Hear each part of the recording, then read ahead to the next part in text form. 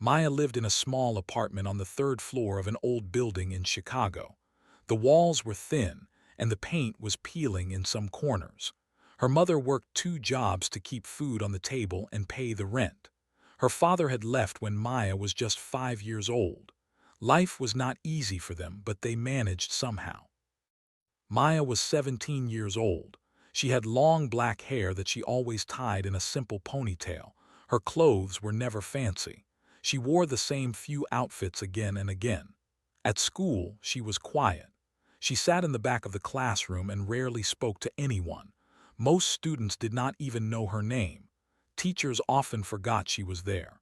She was invisible in almost every way. But Maya had a beautiful secret that she kept hidden from the world. She could play the piano like no one else her age.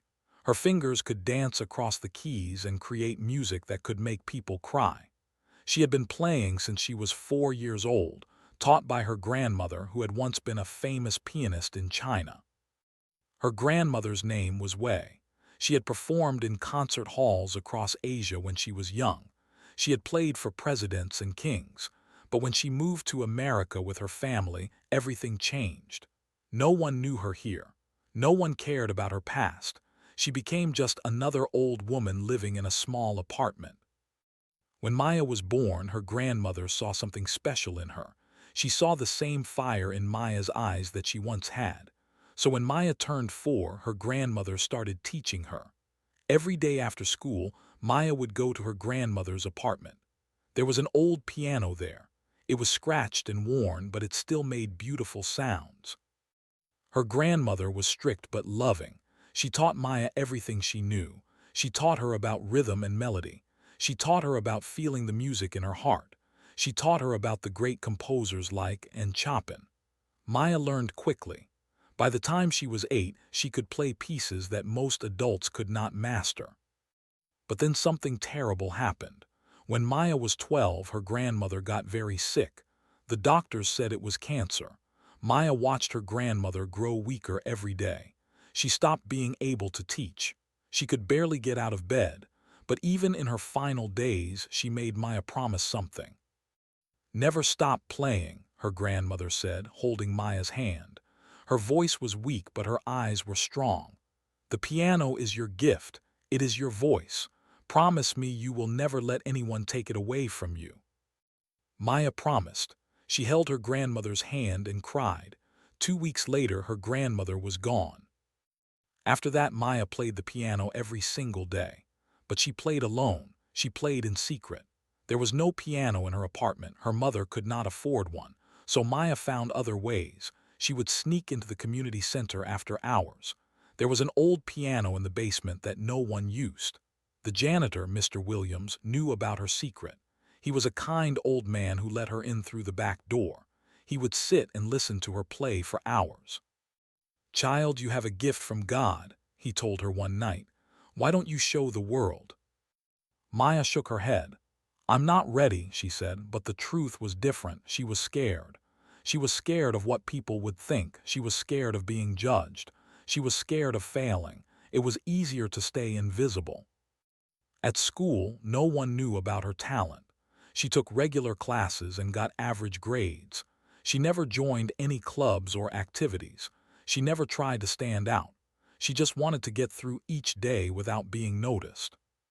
But everything changed in her senior year of high school. The school announced a new program. It was called the Young Musicians Initiative. A famous music academy in the city was partnering with the school.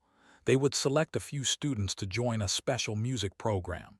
The students would get free lessons from professional teachers, and at the end of the year, there would be a big competition. The winner would get a full scholarship to the academy. Maya heard about the program and felt something stir inside her. She thought about her grandmother's words. She thought about the promise she made. Maybe this was her chance. Maybe this was the moment her grandmother had been waiting for. She decided to sign up. It was the bravest thing she had ever done. She walked to the music room after school and wrote her name on the sheet. Her hand was shaking. Her heart was beating fast, but she did it.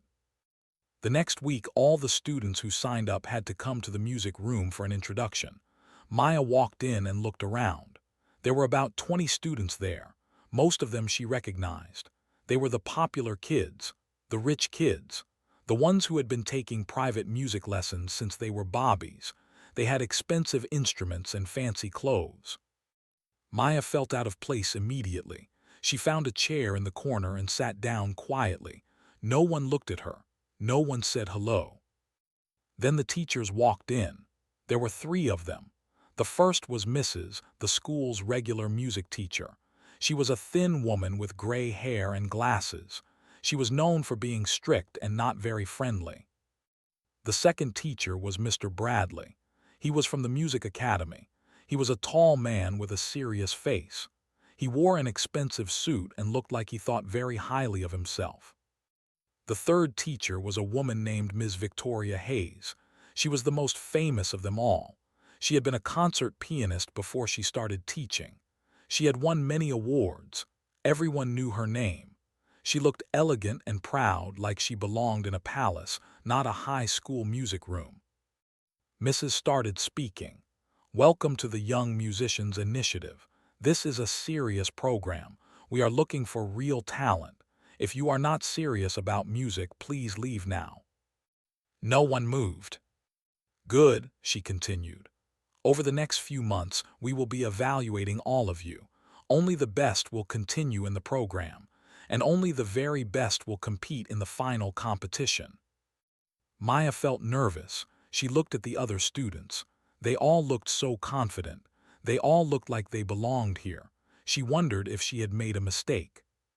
Mr. Bradley spoke next. "We will start with individual assessments next week. Each of you will play a piece of your choice. Show us what you can do." Maya's heart sank. She would have to play in front of everyone, in front of these teachers who looked so important, in front of these students who looked so talented. The thought made her want to run away. But she stayed. She stayed because of her grandmother. She stayed because of the promise. She stayed because somewhere deep inside her, she knew she had something special. She just had to find the courage to show it. As the meeting ended and students started leaving, Ms. Victoria Hayes walked past Maya. She glanced at her for a moment. Maya looked down at the floor. She did not know it yet, but that brief moment would change everything.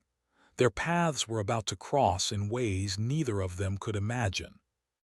Maya walked home that night with a mix of fear and hope in her heart. She had taken the first step. Now she had to keep walking, no matter how hard it got. The week before the assessment felt like the longest week of Maya's life. She could not eat properly. She could not sleep well. Every night she would lie in bed and think about what could go wrong. What if she forgot the notes? What if her hands started shaking? What if everyone laughed at her? She continued to practice at the community center. Mr. Williams noticed that she seemed different. She was playing the same piece over and over again. It was a beautiful sonata by Chopin. Her grandmother had taught it to her years ago. It was one of her favorites.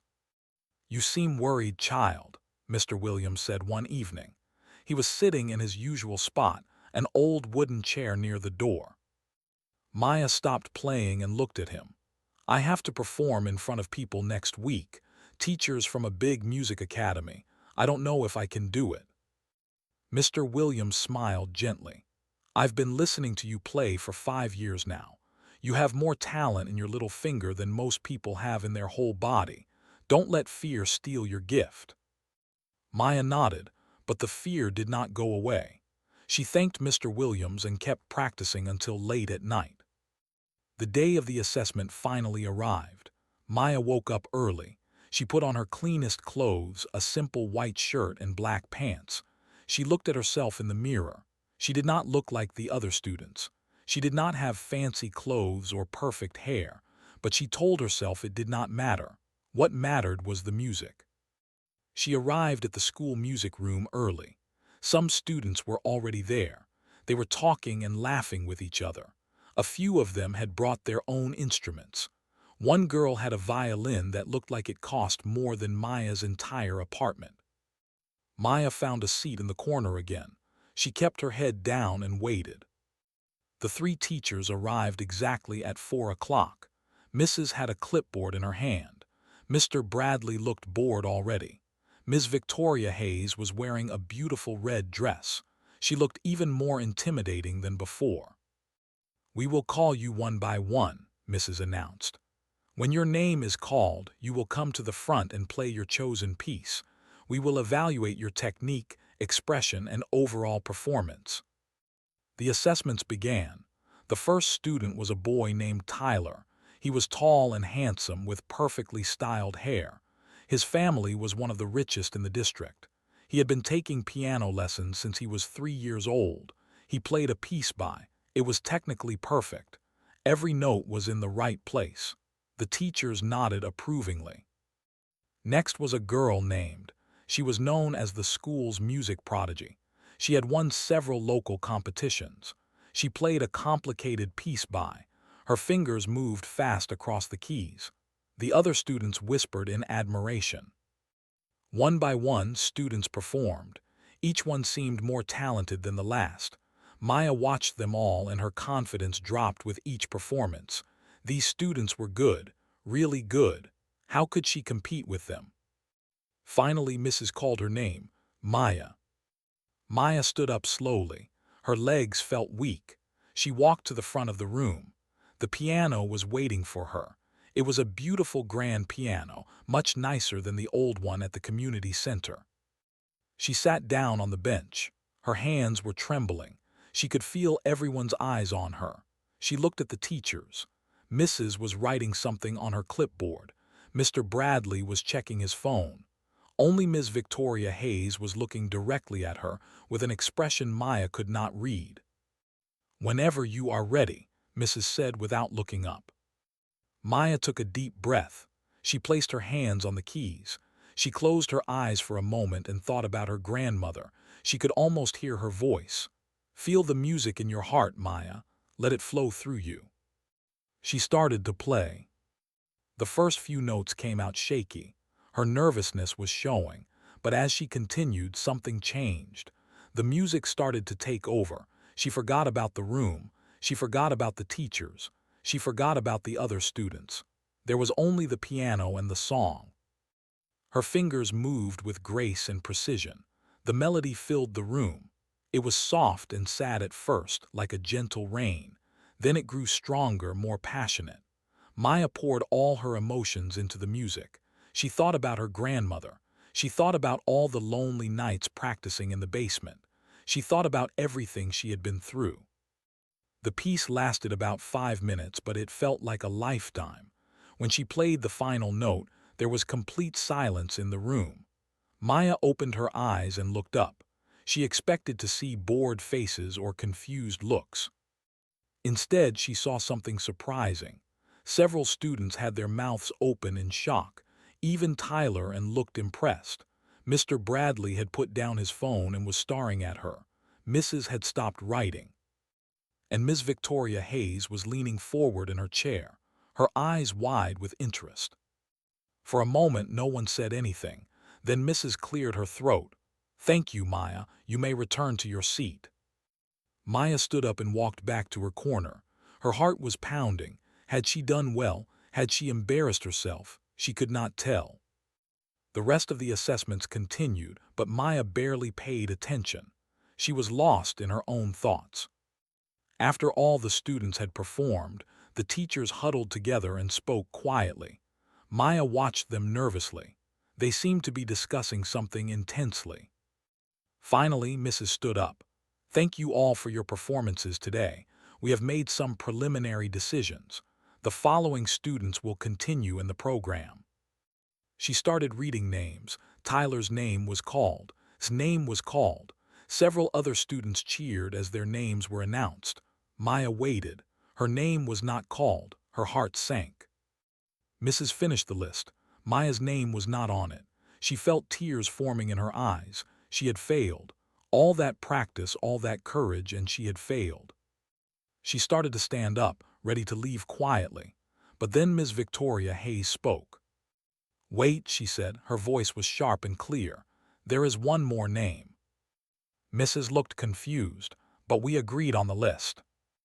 "I am adding one more," Ms. Hayes said firmly. She looked directly at Maya.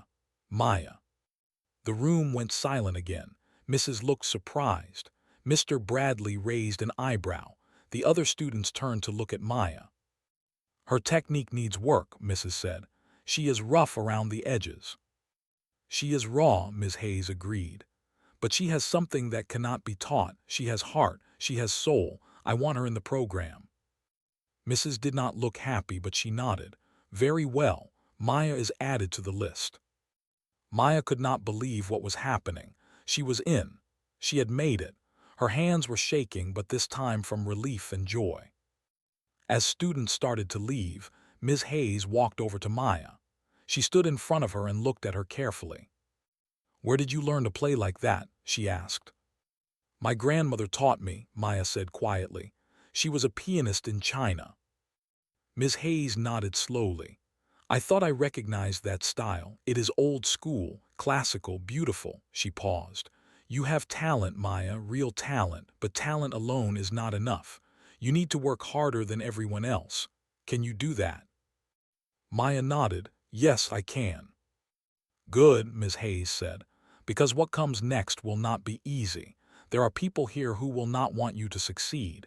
You will have to prove yourself every single day. Are you ready for that?" Maya thought about her grandmother. She thought about the promise. She looked at Ms. Hayes and said, "I am ready." Ms. Hayes almost smiled. "Almost. We will see," she said, and walked away. Maya left the school that day feeling something she had not felt in a long time. She felt hope. She felt like maybe, just maybe, her life was about to change. She did not know how right she was, and she did not know that the hardest challenges were still waiting for her. The Young Musicians Initiative started the following Monday. The selected students met in a special rehearsal room that had been set up just for the program. It had several pianos, practice booths, and professional recording equipment. Everything looked new and expensive. Maya arrived a few minutes early. She wanted to find a quiet spot and observe before things got busy. But when she walked in, she realized she was not the first one there. Tyler and were already sitting together near the window. They looked up when she entered. "Well, well," Tyler said with a smirk, "if it isn't the charity case." Maya felt her face get hot. She did not respond. She just walked to the other side of the room and sat down. "Don't mind him," said, but her voice was not friendly. "We're just surprised you made it in. We all thought Ms. Hayes was joking." "She wasn't joking," Maya said quietly. "I'm here." Tyler laughed. "For now, let's see how long that lasts." More students arrived over the next few minutes. Maya noticed that most of them looked at her with curiosity or suspicion. She was clearly the outsider. She did not have the expensive clothes. She did not have the confident attitude. She did not belong to their world. Mrs. and Mr. Bradley entered the room together. They had schedules and folders in their hands. They started explaining the program structure. There would be theory lessons, technique workshops, and individual practice sessions. Each student would also be assigned a mentor from the Music Academy. "Your mentors will guide you through the program," Mr. Bradley explained. "They will help you prepare for the final competition. Listen to them. Learn from them. They know what it takes to succeed in the music world." Mrs. started reading out the mentor assignments. Tyler was assigned to a famous jazz pianist, got a renowned classical instructor. One by one, students received impressive mentors with impressive backgrounds. Then Mrs. reached Maya's name. "Maya, your mentor is Ms. Victoria Hayes." The room went silent. Everyone turned to look at Maya, even Tyler, and looked shocked. Ms. Victoria Hayes was the most accomplished teacher in the program. She had trained international competition winners. She had connections with the best music schools in the world. Getting her as a mentor was the biggest honor possible. "That's not fair," Tyler muttered under his breath. "She barely got into the program." Mrs. seemed to share his opinion. She looked at Maya with cold eyes. "Ms. Hayes specifically requested you. I hope you understand the weight of this opportunity. Do not waste it." Maya nodded, unable to speak. She was overwhelmed. Why had Ms. Hayes chosen her? What did she see in her? The first week of the program was intense. There were lessons every day. The teachers pushed them hard. Maya struggled with some of the technical exercises. Her self-taught methods were different from the formal techniques they were teaching. Mrs. pointed out her mistakes constantly. Your posture is wrong. Your wrist position is incorrect. You're playing with too much emotion and not enough precision, Mrs. told her during one session. Maya tried to adjust. She tried to learn the new techniques, but it was difficult. She had been playing her own way for so many years. Changing everything felt like starting over from zero. Meanwhile, Tyler and excelled. They already knew all the formal techniques. They impressed the teachers with their flawless performances. They received praise while Maya received criticism. Some students started making fun of Maya behind her back. They called her names. They laughed at her clothes. They whispered that she did not deserve to be there. "Did you see her playing today?" One girl said loudly enough for Maya to hear. "My little sister could do better." Maya pretended not to hear. She kept her head down and focused on her work. But each cruel word cut deep. Each mocking laugh hurt her heart. By the end of the second week, Maya was exhausted and discouraged. She started wondering if she had made a mistake. Maybe she did not belong here. Maybe she should just quit and go back to being invisible.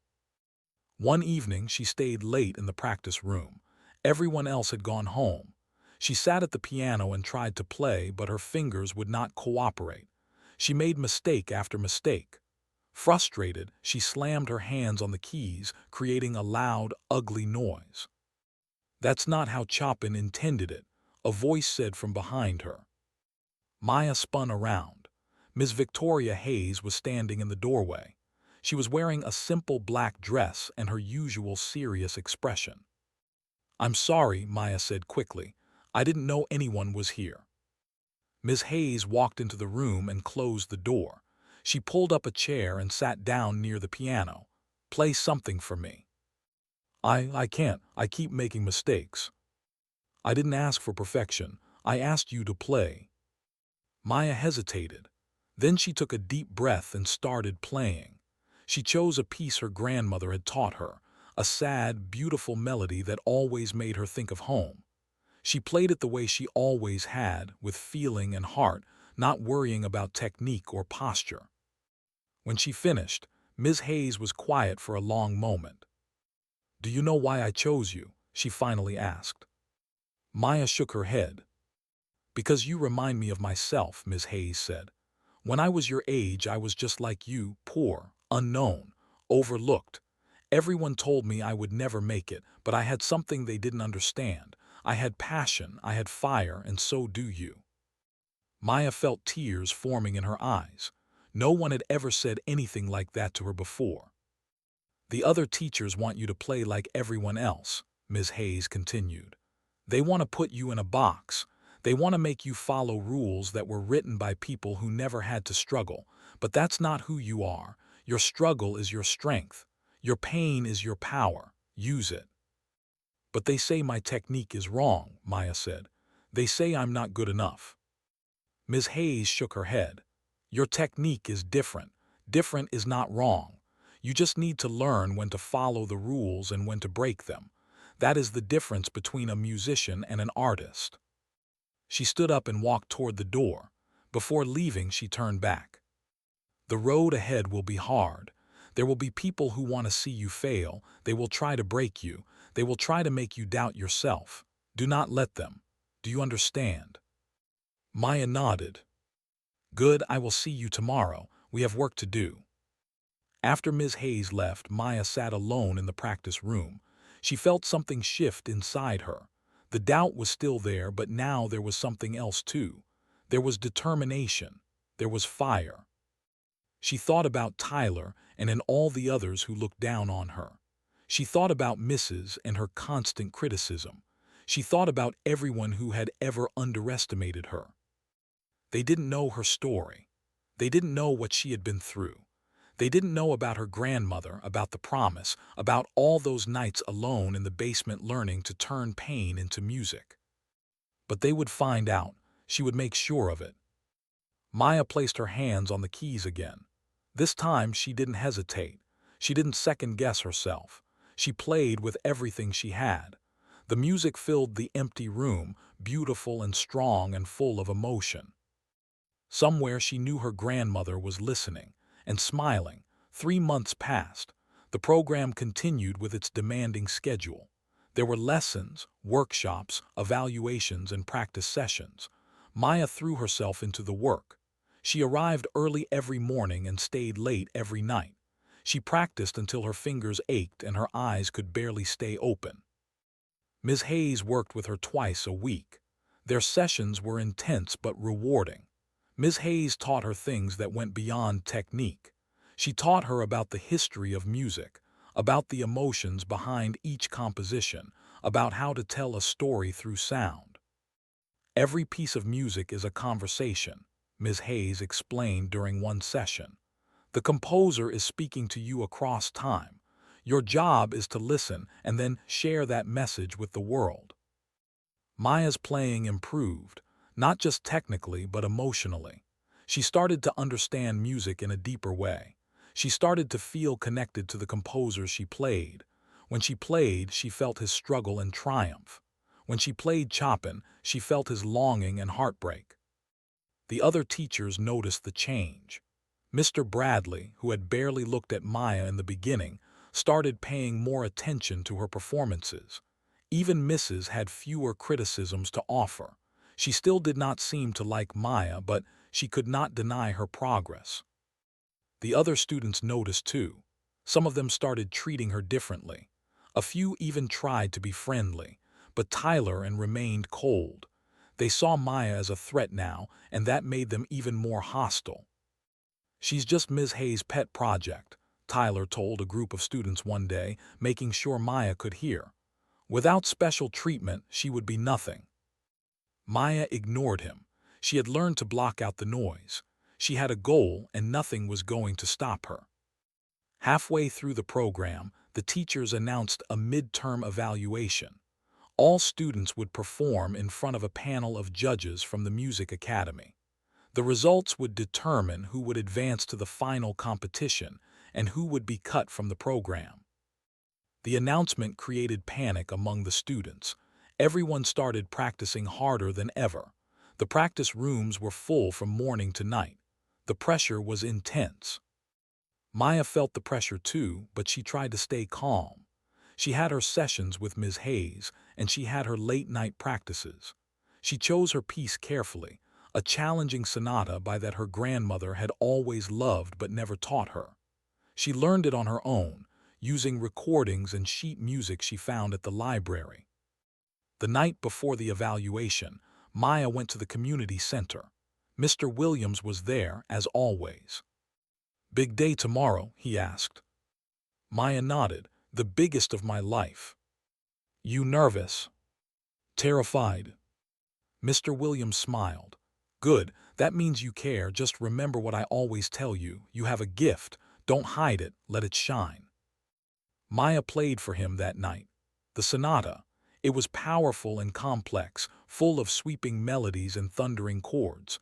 When she finished, Mr. Williams had tears in his eyes. "Your grandmother would be so proud," he said softly. Maya had to wipe away her own tears. "I hope so." The next morning, Maya woke up early. She put on her best clothes, a simple black dress that her mother had bought for her with money she had saved for months. Her mother hugged her before she left. "I know you will be amazing," her mother said. "You are my brave girl." Maya arrived at the school auditorium where the evaluation would take place. It was a large room with velvet seats and a beautiful stage. A grand piano sat in the center of the stage, gleaming under the lights. The judges were already seated in the front row. There were 5 of them, important-looking people with serious faces. The students waited backstage, each one preparing in their own way. Some were doing breathing exercises. Some were practicing finger movements in the air. Some were packing back and forth. Tyler walked past Maya. "Ready to embarrass yourself?" he whispered. Maya did not answer. She closed her eyes and thought about her grandmother. She imagined her sitting in the audience, watching and smiling. The evaluation began. Students were called one by one in alphabetical order. Maya's last name was, so she was one of the first. That meant she did not have much time to wait, but it also meant she did not have much time to prepare mentally. When her name was called, she walked onto the stage. The lights were bright. The auditorium felt huge. She could see the judges looking at her, their pens ready to write notes. She could see the other students watching from the wings. She sat down at the piano. The instrument felt cold under her fingers. She took a deep breath, then another, then another. She started to play. The sonata began softly, like a whisper. Maya let the music flow through her. She forgot about the judges. She forgot about the other students. She forgot about Tyler and his cruel words. There was only the piano and the song. The piece grew in intensity. The soft whispers became powerful waves. Maya's fingers moved with speed and precision. She felt the music in her bones. She felt it in her heart. She was not just playing the notes. She was living them. The middle section of the sonata was the hardest. It required incredible technical skill and emotional depth. Maya had practiced it hundreds of times. She knew every note, every pause, every dynamic change. She played it perfectly, pouring all her training and passion into every moment. The final section was triumphant. The music swelled to a magnificent climax.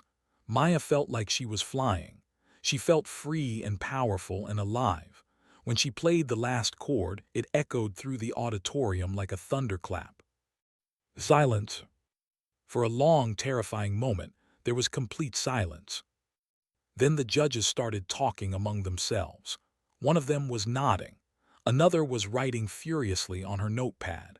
A third was looking at Maya with an expression she could not read. Maya stood up and bowed. Her legs felt weak. She walked off the stage, not knowing if she had succeeded or failed. Backstage, the other students were staring at her. Even Tyler looked surprised. His face was pale. Ms. Hayes was standing in the corner. She caught Maya's eye and gave her a small nod. It was not much, but coming from her, it meant everything. The rest of the evaluation continued. Tyler played well, everyone played well. The competition was fierce. After everyone had performed, the judges left to deliberate. The students were told to wait in the rehearsal room. The tension was unbearable. No one talked much. Everyone was lost in their own thoughts. Finally, after what felt like hours, Mrs. came in with the results. "The following students will advance to the final competition," she said. "If your name is not called, you are eliminated from the program." She started reading names. Maya's heart was pounding so hard she could barely hear. She listened for her name, desperate and afraid. Tyler Harrison. Tyler smiled smugly. Williams. Breathed a sigh of relief. More names were called. Maya kept waiting, keep hopping. And then, finally, Mrs. said the words Maya had been praying to hear. Maya. Maya felt like she might faint. She had done it. She had advanced. She was going to the final competition. Some students congratulated her. Others looked disappointed or jealous. Tyler scowled but said nothing. Maya did not care about any of them. She had proven herself. She had earned her place, and the biggest challenge was still ahead. The final competition. The chance to win a scholarship that could change her entire life. The chance to honor her grandmother's memory and fulfill her promise. Maya was ready to fight for it, no matter what stood in her way. The weeks leading up to the final competition were the most challenging of Maya's life. Only 8 students remained in the program. The teachers pushed them harder than ever. The practice sessions were longer. The critiques were harsher. Everyone was competing for the same prize, and the tension in the room was thick enough to cut. The final competition would be different from the midterm evaluation. Each student would have to perform 2 pieces. The first piece would be assigned by the teachers. Everyone would play the same composition, allowing the judges to compare their interpretations directly. The second piece would be of their own choice, showcasing their individual strengths and personality. Mrs. announced the assigned piece during a group session. For your first performance, you will all play Hungarian Rhapsody No. 2. A murmur went through the room. The Hungarian Rhapsody was one of the most difficult piano pieces ever written. It required extraordinary technical skill, speed, and stamina. Even professional pianists sometimes struggled with it. Maya felt her stomach drop. She had never played this piece before. She had listened to recordings of it, but she had never attempted it herself. It was far outside her comfort zone. Tyler, on the other hand, looked pleased. "I've been playing that piece for years," he boasted. "This will be easy." Nodded confidently. "It's challenging but manageable." Maya said nothing. She knew she had her work cut out for her. That night she stayed in the practice room until midnight. She started learning the Hungarian Rhapsody note by note. It was incredibly complex. The tempo changes were tricky.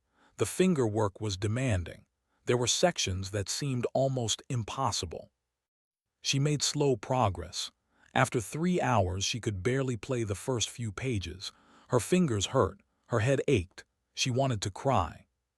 But she did not give up. She kept going. She kept practicing. The next day, she had a session with Ms. Hayes. She played what she had learned so far. It was rough and full of mistakes. Ms. Hayes listened without interrupting. When Maya finished, she was quiet for a moment. "You have 5 weeks," she said. "Is that enough time?" Maya hesitated. "I don't know." "That's not the answer I want to hear." Maya took a deep breath. "I will make it enough time." Ms. Hayes nodded. "Good, now let's get to work."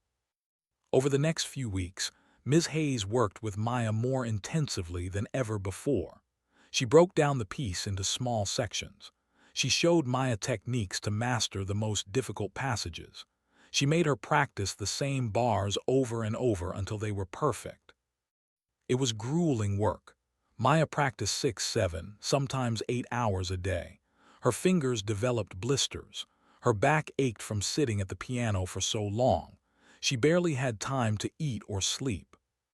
Her mother started to worry. "You're pushing yourself too hard," she said one evening when Maya came home looking exhausted. "You need to rest." "I can't rest," Maya replied. "Not now, not when I'm so close."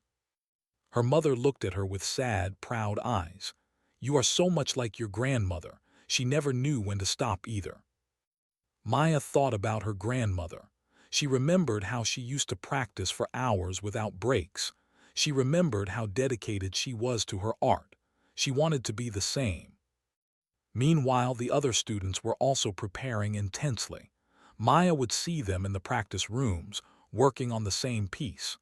Tyler seemed confident as always. He played the Hungarian Rhapsody with technical perfection, hitting every note with precision. Was equally impressive. Her interpretation was elegant and refined. She made the difficult passages look easy. Maya watched them and felt doubt creeping back in. Could she really compete with them? They had been trained properly for years.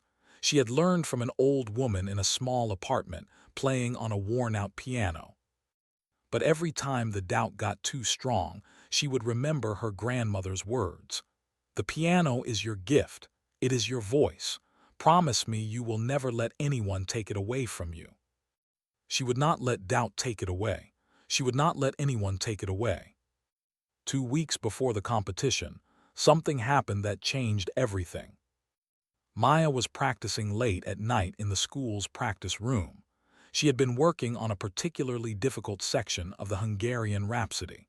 She was so focused that she did not hear the door open. Suddenly, she felt a presence behind her.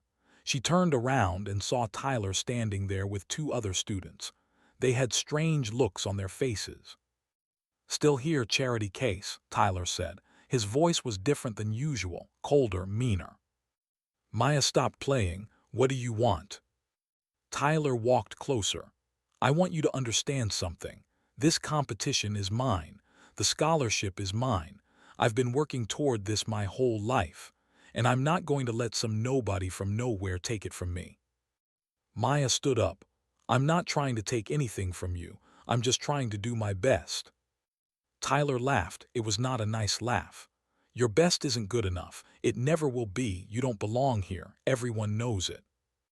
One of the other students stepped forward. "Maybe you should just drop out now. Save yourself the embarrassment." Maya felt her heart pounding. She was scared, but she refused to show it. "I'm not dropping out." Tyler's face hardened. "Then you'll regret it." He walked toward the piano. For a terrible moment, Maya thought he was going to do something to hurt the instrument.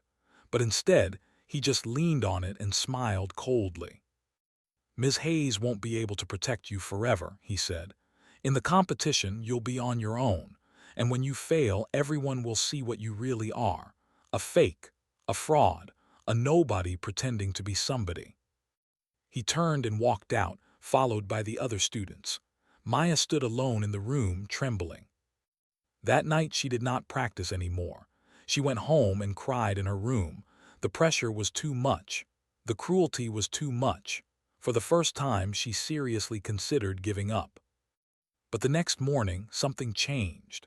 She woke up and looked at the photo of her grandmother that she kept by her bed. It was an old photo from when her grandmother was young and performing on stage in China. She looked happy and proud and fearless. Maya remembered a story her grandmother had told her once. When she was young, people had told her she would never succeed because she was a woman, because she was from a poor family, because she did not have connections. But she had proven them all wrong. She had worked harder than anyone and become one of the best pianists of her generation. "Life will try to break you," her grandmother had said. "People will try to break you, but you have to be stronger than their hatred. You have to let their doubt become your fuel." Maya looked at the photo and made a decision. She would not let Tyler break her. She would not let anyone break her. She would use their cruelty as motivation. She would practice harder, play better, and prove them all wrong. She got out of bed and went to the community center. Mr. Williams was surprised to see her so early. "Couldn't sleep?" he asked. "I had some thinking to do," she said. "But I'm done thinking. Now it's time to work." She sat at the old piano and started playing the Hungarian Rhapsody from the beginning. Her fingers were sore and her eyes were tired, but her spirit was strong. She played with more determination than ever before. The anger she felt toward Tyler, the pain she felt from his words, she channeled all of it into the music. The piece sounded different now. It sounded fierce and powerful and alive. Mr. Williams listened with wide eyes. When she finished, he shook his head in amazement. "That was something else," he said. "I've never heard you play like that before." Maya smiled. It was the first time she had smiled in days. "That's because I finally understand something." "What's that?" "Pain isn't just pain, it's fuel, and I have plenty of it." She continued practicing, day after day, hour after hour. She was no longer scared of the competition. She was ready for it, ready to show everyone what she could do. Ready to prove that the girl from the small apartment with the worn-out piano was worth more than all of them combined. The final week before the competition arrived. The atmosphere in the program had become electric with tension. Every student was on edge. Every practice session felt like a battle. Friendships had dissolved. Trust had disappeared. It was every person for themselves. Maya kept her distance from everyone except Ms. Hayes. She focused entirely on her music. She had made significant progress with the Hungarian Rhapsody. The piece that had once seemed impossible now flowed from her fingers with confidence. She was not perfect, but she was good, maybe even great. For her second piece, the one she could choose herself, Maya had made an unexpected decision. She would play a composition that her grandmother had written. It was called The Journey Home. Her grandmother had composed it after moving to America, expressing her longing for China and her hope for a new life. It was beautiful and emotional and deeply personal. Maya had never performed this piece for anyone except Mr. Williams. It felt too private, too sacred. But she knew that if she wanted to win, she needed to show the judges something they had never seen before. Something that would make them feel, not just listen. Ms. Hayes approved of her choice. "It's a risk," she said. "Playing an unknown composition by an unknown composer. The judges might not appreciate it." "I know," Maya said, "but it's who I am. If I'm going to win, I want to win being myself." Ms. Hayes looked at her with something like respect. "Then make sure you play it perfectly. Leave no doubt in anyone's mind." The day before the competition, the school held a final rehearsal. All 8 finalists would perform their assigned piece in front of the teachers. It was meant to be a practice run, a chance to play on the actual stage before the real event. Maya performed her Hungarian Rhapsody. It went well. She made a few small errors, but overall, she was pleased with her performance. The teachers nodded approvingly. Even Mrs. had no major criticisms. Tyler performed next. His version of the same piece was technically flawless. Every note was perfect. Every tempo change was precise. The teachers were clearly impressed. "Excellent work, Tyler," Mr. Bradley said. "That's competition-level playing." Tyler smiled smugly and looked at Maya. His eyes said everything his words did not. "You can't beat me." After the rehearsal, Maya stayed behind to practice a little more. She wanted to work on the few sections where she had stumbled. She was alone in the auditorium, playing quietly, when she heard voices backstage. She stopped and listened. It was Tyler talking to someone. "Everything is set," Tyler was saying. "Tomorrow, before she goes on stage, we make our move." Another voice responded. Maya recognized it as one of the students who had been with Tyler that night in the practice room. "Are you sure about this? If we get caught?" "We won't get caught," Tyler said firmly. "And even if we do, my father will take care of it. He always does." "What exactly are we going to do?" "Just mess with her head. Say some things, make her nervous. She's already fragile. It won't take much to break her." Maya's blood ran cold. They were planning something. They were going to try to sabotage her before her performance. She stayed hidden, barely breathing until they left. Then she sat down on the stage, her heart racing. She could go to the teachers. She could tell them what she had heard. But what would she say? She had no proof. It would be her word against Tyler's. And Tyler's family was rich and powerful. They donated money to the school. They had connections. No one would believe her. Maya walked home that night feeling scared and angry. She did not know what Tyler was planning, but she knew it would be bad. She tried to prepare herself mentally to build up her defenses, but the uncertainty was terrifying. When she got home, her mother noticed something was wrong. "What happened?" she asked. Maya wanted to tell her everything, but she did not want to worry her mother. She was already stressed enough about money and work, so Maya just shook her head. "Nothing, just nervous about tomorrow." Her mother hugged her tightly. "You have worked so hard for this. Whatever happens, I am proud of you. Your grandmother would be proud of you." Maya hugged her back, fighting tears. "Thanks, Mom." That night she could not sleep. She lay in bed, staring at the ceiling, thinking about everything. The competition, Tyler's plan, her grandmother, the scholarship that could change her life. She thought about giving up, just for a moment. The thought crossed her mind like a shadow.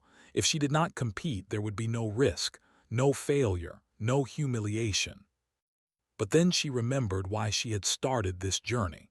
She remembered her grandmother's hands guiding hers across the keys. She remembered the promise she had made. She remembered all the hours of practice, all the sacrifices, all the pain she had turned into music. She could not give up. She would not give up. Whatever Tyler had planned, she would face it. She would walk onto that stage and play like her life depended on it, because, in a way, it did. The morning of the competition arrived. Maya woke up before dawn. She put on her black dress, the one her mother had bought for her. She looked at herself in the mirror. She looked older somehow, stronger. Her mother made her breakfast, but Maya could barely eat. Her stomach was tied in knots. She forced down a few bites of toast and drank some water. "I have to go to work," her mother said apologetically, "but I will try to come for your performance. I will do everything I can." Maya nodded. She understood. Her mother had already taken so many hours off. She could not risk losing her job. "It's okay, Mom. I know you're with me in spirit." Her mother kissed her forehead.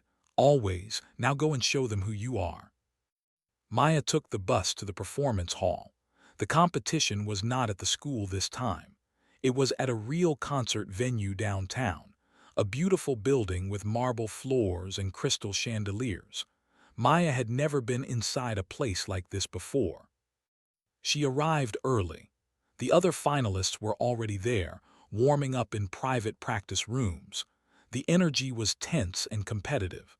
Everyone was in their own world, preparing for the biggest performance of their lives. Maya found her assigned practice room and sat at the piano. She played through both her pieces quietly, focusing on the difficult sections. Her fingers felt good. Her mind felt clear. Then there was a knock on the door. Maya opened it. Tyler was standing there with a smile that did not reach his eyes. "Just wanted to wish you good luck," he said sweetly. "You're going to need it." Behind him, Maya could see the two students who had been with him before. They were watching, waiting. Maya felt her heart start to race. This was it. This was the moment they had planned. "Thanks," she said, keeping her voice steady. "Good luck to you too." Tyler stepped closer. His smile faded. "You know, I've been thinking it must be hard for you being here with all of us. We've had the best teachers, the best instruments, the best everything, and you've had nothing." Maya did not respond. She just looked at him. "I mean, your grandmother taught you, right? Some old woman who never made it in America. That's kind of sad when you think about it. She must have been so disappointed in herself." Maya felt something snap inside her. Her grandmother was the most talented, most dedicated, most loving person she had ever known. And this rich, spoiled boy was insulting her memory. But instead of getting angry, instead of letting him see her hurt, Maya did something unexpected. She smiled. "My grandmother was the greatest pianist I have ever known," she said calmly. "She taught me everything, and today I'm going to honor her. I'm going to play like she taught me, and there's nothing you can say or do that will change that." Tyler looked confused. He had expected her to crumble. He had expected tears or anger or fear. He did not expect this quiet confidence. "We'll see," he said, but his voice had lost some of its edge. He walked away, his friends following behind. Maya closed the door and leaned against it. Her hands were shaking. Her heart was pounding, but she had not let him break her. She had stood her ground. Now it was time to prove herself on stage. The competition began at 2 o'clock in the afternoon. The concert hall was packed. Parents, teachers, music critics, and members of the academy had all come to watch. The 8 finalists waited backstage, each dealing with their nerves in their own way. The order of performances had been determined by random draw. Tyler was first, was fourth. Maya was seventh. That meant she had to wait and watch almost everyone else perform before her turn came. Tyler took the stage with confidence. He bowed to the audience and sat at the grand piano. The room fell silent. Then he began to play the Hungarian Rhapsody. His performance was stunning. Technically, it was almost perfect. His fingers moved across the keys with incredible speed and accuracy. Every note was crisp and clean. The difficult passages flowed smoothly. The audience was clearly impressed. When he finished, there was loud applause. The judges nodded and wrote on their scorecards. Tyler bowed with a satisfied smile and walked off stage. Maya watched from the wings. She had to admit he was good, really good. Could she match that level of performance? The second student performed, then the third. Each one played the Hungarian Rhapsody with skill and passion. The competition was fierce. There were no weak players here. Was fourth. Her version of the piece was elegant and refined. She added subtle touches that made the music feel fresh and unique. The audience responded with enthusiastic applause. The fifth and sixth performers were equally impressive. Maya felt her confidence wavering. These were some of the best young pianists in the city. What made her think she could compete with them? Then it was her turn. Maya, the announcer called. Maya took a deep breath. She walked onto the stage. The lights were blinding. The audience was a sea of faces she could not quite see. She found the piano and sat down on the bench. For a moment, she just sat there. She looked at the keys, black and white, familiar and comforting. She had been playing pianos like this her whole life. This moment was what all those years had been leading to. She thought about her grandmother. She imagined her sitting in the audience, watching and waiting. She could almost hear her voice. "Play from your heart, Maya. Let the music speak." She placed her hands on the keys and began. The Hungarian Rhapsody started softly, almost gently. Maya did not rush. She let the opening notes breathe, giving each one space and meaning. Then, gradually, she increased the tempo. The music built in intensity, layer upon layer. Her fingers moved with precision, but there was something more. There was emotion. Every note she played carried feeling. The fast passages were exciting and alive. The slow passages were tender and moving. She reached the most difficult section, the part that had given her so much trouble during practice. Her fingers flew across the keys at incredible speed. She did not think about the technique. She did not worry about mistakes. She just played, trusting her hours of preparation, trusting the muscle memory she had built. The section passed without error. The audience seemed to hold its breath. Maya moved into the final part of the piece. It was triumphant and powerful. She played with everything she had, pouring her soul into the music. The room filled with sound, rich and magnificent. When she played the final notes, there was a moment of complete silence. Then the audience erupted. The applause was thunderous. People were standing up. Maya looked out at the crowd in disbelief. They were giving her a standing ovation for the Hungarian Rhapsody. She stood and bowed, her hands trembling. She could not believe what was happening. As she walked off stage, she passed Tyler. His face was pale with shock.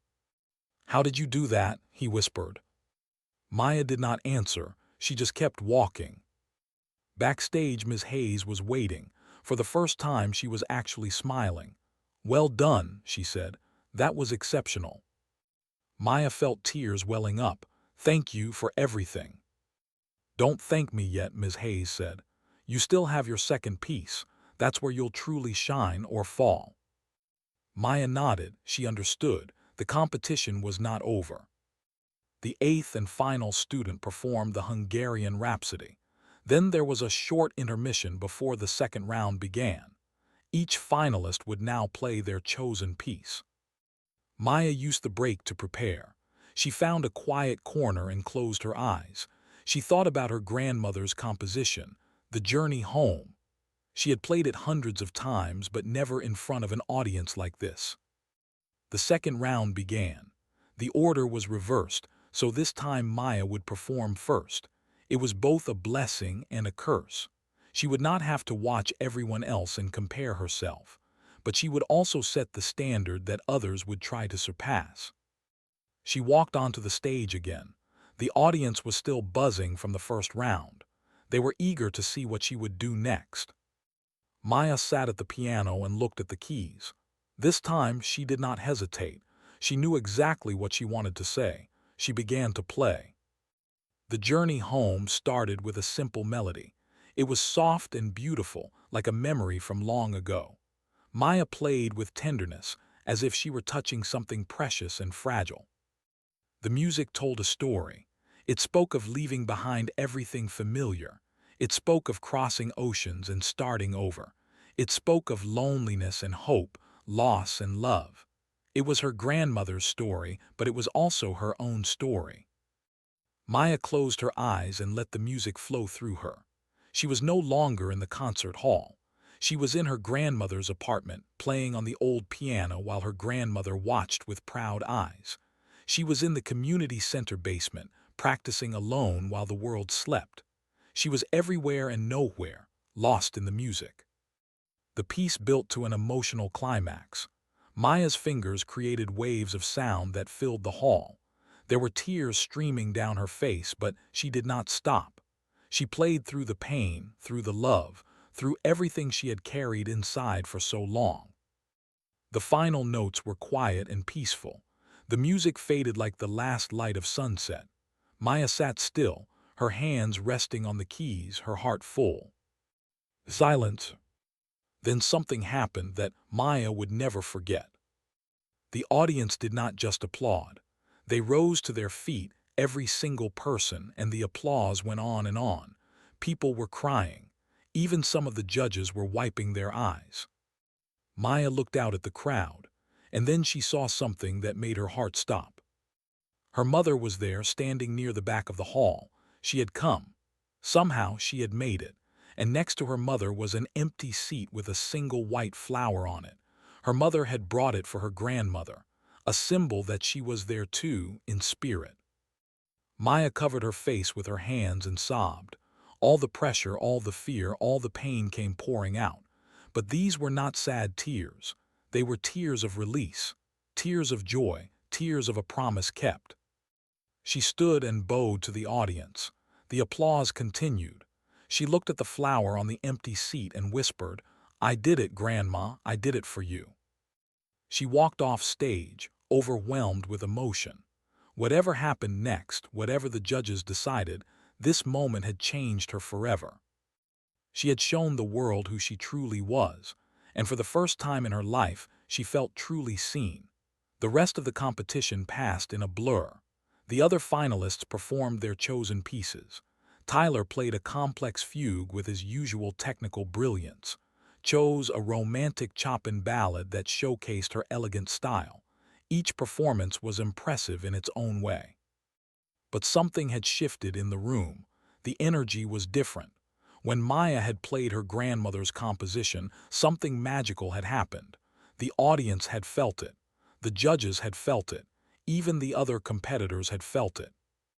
After the final performance, the judges retired to make their decision. The audience was told to wait. The finalists gathered in a green room backstage, sitting in tense silence. Maya found a seat in the corner. Her mother had come backstage and was holding her hand. Neither of them spoke. Words did not seem necessary. Tyler paced back and forth near the door. He looked nervous for the first time since Maya had met him. Sat with her parents, who were whispering words of encouragement. Mrs. and Mr. Bradley came in to check on the students. Mrs. walked past Maya without saying anything, but Mr. Bradley stopped.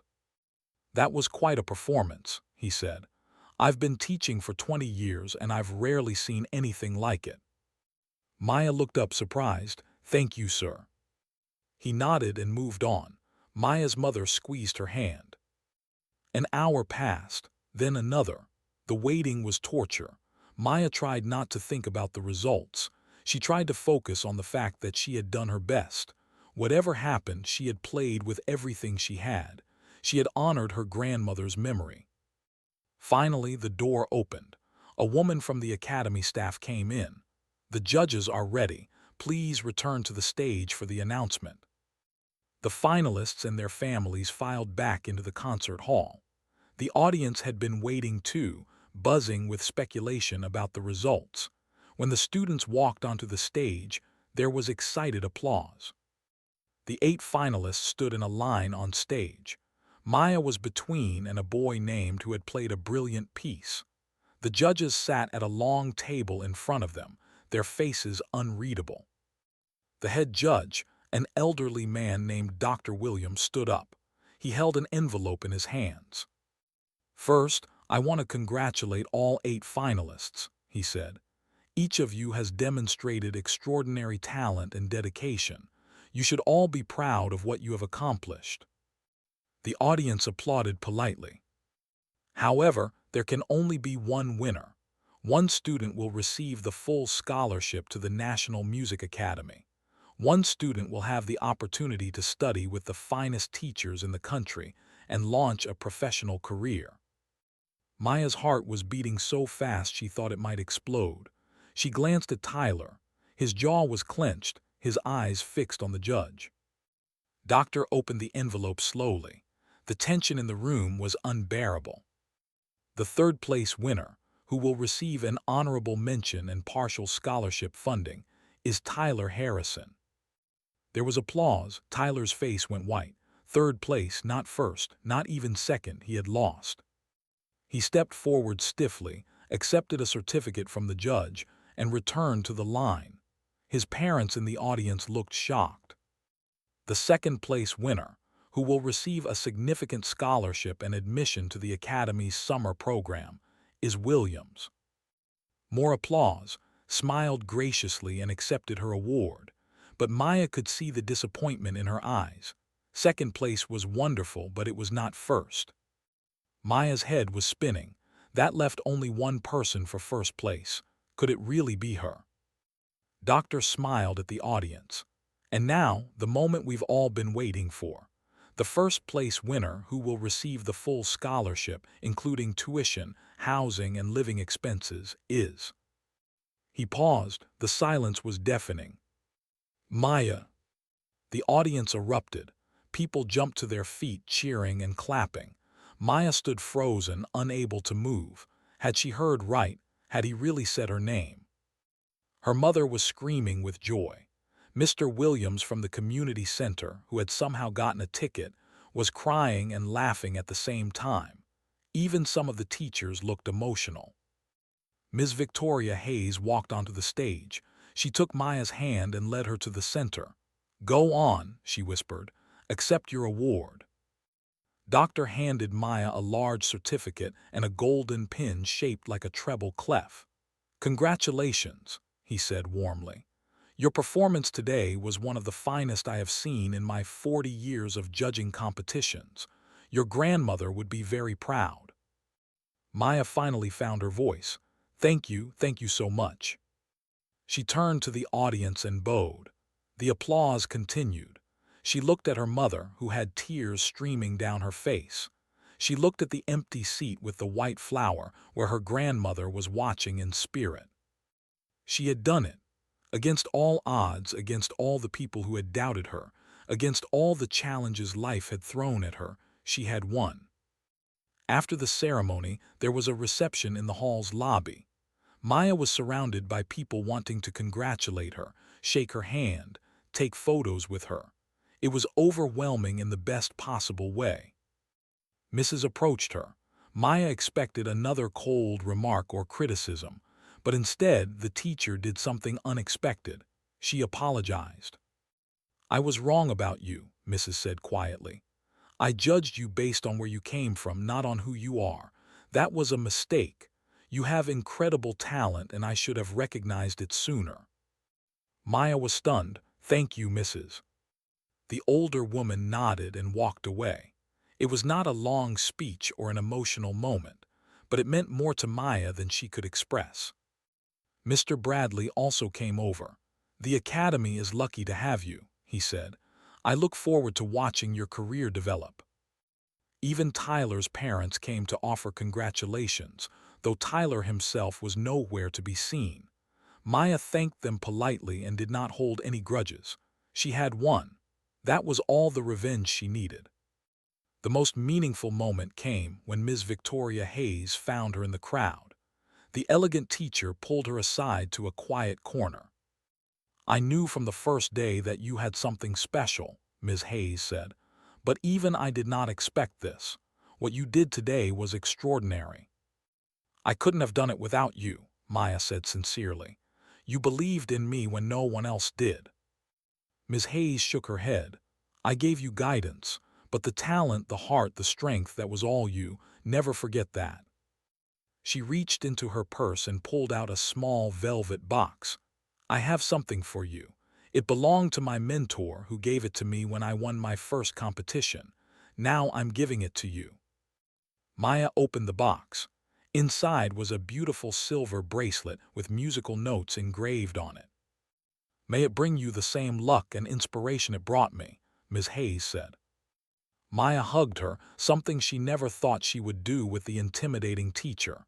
"Thank you for everything." That night Maya went home with her mother. The apartment felt the same as always, small and worn, but somehow it also felt different. Everything felt different. Her mother made her favorite meal, and they sat together at the tiny kitchen table, talking and laughing and crying happy tears. For the first time in years, the future did not look scary. It looked bright and full of possibility. Before she went to bed, Maya did one more thing. She took out the photo of her grandmother and held it to her heart. "I kept my promise, Grandma," she whispered. "I never let them take my voice away, and I never will." She placed the photo on her nightstand, next to the golden pin from the competition and the silver bracelet from Ms. Hayes. Three treasures that represented her past, present, and future. She fell asleep that night with a smile on her face, dreaming of music and possibilities. 5 years had passed since that unforgettable night when Maya won the scholarship. So much had changed. So much had happened. But the girl who once practiced alone in a community center basement had never forgotten where she came from. The National Music Academy had been everything Maya dreamed of and more. She studied with the best teachers in the country. She learned techniques she had never imagined. She performed in concerts and competitions, winning awards and earning recognition. Her name started appearing in music magazines and newspapers. People began calling her one of the most promising young pianists of her generation. But success did not come without challenges. The academy was demanding. The pressure was intense. There were moments when Maya doubted herself, moments when the old fears crept back. But she always remembered her grandmother's words. She always remembered the promise. Ms. Victoria Hayes remained her mentor throughout her time at the academy. The relationship that had started as teacher and student grew into something deeper. Ms. Hayes became like a second grandmother to Maya, guiding her not just in music but in life. "Talent will take you far," Ms. Hayes told her once, "but character will take you further. Never forget who you are, no matter how famous you become." Maya took those words to heart. Even as her career flourished, she stayed humble and grounded. She remembered the struggles of her childhood. She remembered what it felt like to be invisible and overlooked. Her mother finally stopped working 2 jobs. Maya used her scholarship money and later her performance earnings to help support the family. They moved into a nicer apartment, one with enough room for a proper piano.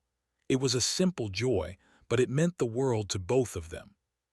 Mr. Williams passed away 2 years after Maya's big win. She was heartbroken. He had been one of the few people who believed in her before anyone else did. She played at his funeral, a beautiful piece that he had always loved. The small church was filled with music and tears. After the service, Mr. Williams' daughter came up to Maya. "He talked about you all the time," she said. "He was so proud of you. He always said you were going to do great things." Maya cried. She missed him terribly, but she knew he was watching over her just like her grandmother. At 22 years old, Maya received the opportunity of a lifetime. She was invited to perform at Carnegie Hall, one of the most famous concert venues in the world. It was a solo recital, something that most pianists waited decades to achieve. Maya would be one of the youngest artists to ever headline a show there. The night of the concert arrived. Maya stood backstage dressed in a stunning black gown. Her heart was racing. Through the curtain she could hear the murmur of the audience. The hall was sold out. 2,000 people had come to hear her play. Her mother was in the front row, wearing a beautiful dress that Maya had bought for her. Next to her was an empty seat with a white flower. Some traditions never changed. Ms. Hayes came backstage to wish her luck. She was older now, her hair completely gray, but her eyes were still sharp and wise. "This is your moment," she said. Everything you have been through, everything you have worked for, it has all led to this. Go out there and show them who you are." Maya hugged her tightly. "I'm scared." "Good," Ms. Hayes said with a small smile. "That means you care. Now go." Maya walked onto the stage. The applause was deafening. She made her way to the piano, the grand that gleamed under the lights. She sat down and looked at the audience. So many faces, so much expectation. For a moment, she was back in that high school music room, a nervous teenager afraid to be seen. Then she was in the community center basement, playing alone in the dark. Then she was in her grandmother's apartment, learning her first scales on the old piano. All those moments had brought her here. All that pain, all that struggle, all that love. She placed her hands on the keys and began to play. The first piece was a sonata. It was powerful and dramatic, showcasing her technical mastery and emotional depth. The audience listened in rapt attention. The second piece was by Chopin, the same composer her grandmother had taught her so many years ago. She played with tenderness and longing, connecting with the music on a spiritual level. The third piece was her grandmother's composition, The Journey Home. She had performed it many times over the years, but it always felt special. It always made her think of where she came from and how far she had traveled. As she played the final notes, Maya felt something extraordinary. She felt her grandmother's presence, strong and warm. She felt the love of everyone who had supported her along the way. She felt at peace. The audience rose to their feet. The standing ovation lasted for several minutes. People were cheering, crying, calling her name. It was the greatest moment of her life. After the concert, there was a reception for special guests. Critics, musicians, music lovers, they all wanted to meet her, to shake her hand, to tell her how moved they were. A reporter from a major newspaper asked her a question. "Maya, you've had an incredible journey, from a poor neighborhood to Carnegie Hall. What advice would you give to young people who are facing challenges like you did?" Maya thought for a moment. "I would tell them that their circumstances do not define them. I would tell them that every struggle is a chance to grow stronger. I would tell them to find something they love and hold on to it with everything they have. Because when you have passion and dedication, nothing can stop you." The reporter wrote down her words. "One more question. Is there anyone you want to thank for getting you here?" Maya smiled. "My grandmother. She gave me the gift of music. She taught me that the piano is not just an instrument, it's a voice, a way to speak when words are not enough. Everything I am, I owe to her." Later that night, after everyone had gone home, Maya sat alone in her dressing room. She looked at herself in the mirror. She was the same girl from the small apartment, but she was also someone new, someone strong and confident and proud. She took out the silver bracelet Ms. Hayes had given her and put it on. She looked at the photo of her grandmother that she always carried. She touched the treble clef pin she wore over her heart. "We did it, Grandma," she whispered. "We really did it." She walked out of Carnegie Hall into the cool night air. The city was alive with lights and sounds. The world was full of possibilities. Maya, the girl who had once been invisible, was invisible no more. She had found her voice. She had shared her gift with the world. And she would keep playing, keep growing, keep inspiring others for the rest of her life. Because that was the promise she had made, and she intended to keep it forever. The journey was not over. In many ways, it was just beginning. But wherever the music took her, Maya knew one thing for certain. She would never be alone. Her grandmother was with her always, in every note she played, in every song she shared, in every heart she touched. And that was the greatest gift of all.